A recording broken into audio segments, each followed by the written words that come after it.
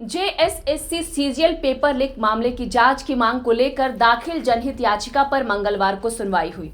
यह सुनवाई झारखंड हाईकोर्ट के चीफ जस्टिस तरलोक सिंह चौहान और जस्टिस राजेश शंकर की खंडपीठ में हुई।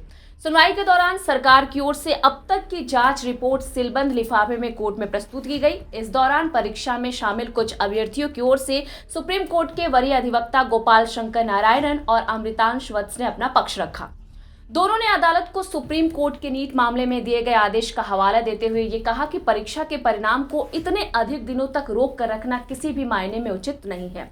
उन्होंने अदालत से इस बात को लेकर आग्रह किया कि मामले की जांच जारी रखते हुए परिणाम जारी करने की जल्द से जल्द अनुमति दी जाए।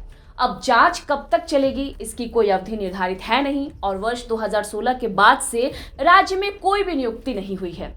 ऐसे में परिणाम पर रोक को हटा देना चाहिए। इस मामले में प्रार्थियों की ओर से विरोध भी किया गया। प्रार्थियों का सीधे तौर पर कहना था कि परीक्षा में पेपर लीक हुआ है और इसकी सीबीआई से जांच अनिवार्य रूप से होनी चाहिए, जबकि सरकार ने अपनी ओर से कहा है कि पेपर लीक हुआ ही नहीं है।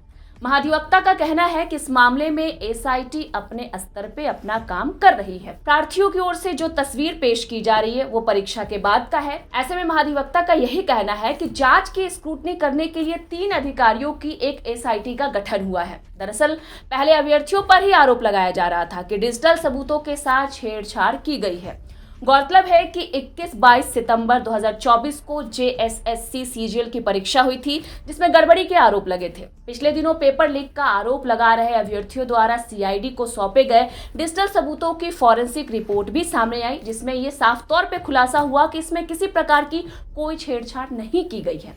इस रिपोर्ट के आधार पर अब अभ्यर्थियों द्वारा सीबीआई जांच की मांग तेज हो गई है। अब एसआईटी कोर्ट को रिपोर्ट सौंपने वाली है। प्रार्थियों की ओर से वरीय अधिवक्ता अजीत कुमार और समीर रंजन ने ये कहा है कि सरकार दोषियों को बचाने की कोशिश कर रही है। इस मामले की जांच फिलहाल सीआईडी कर रही है। इसके अलावा सार्वजनिक नोटिस के बाद भी कई अभ्यर्थियों ने अपने तरफ से पेपर लीक होने का बयान दिया है और पिछली सुनवाई के दौरान सरकार ने ये बताया था कि जेएसएससी सीजीएल परीक्षा मामले की जांच सीआईडी अपने स्तर पर कर रही है। इस मामले में अगर हम पहली केस की बात करें तो रांची पुलिस से टेक ओवर करने के बाद दर्ज किया गया था, जो रातू थाने में दर्ज हुआ था।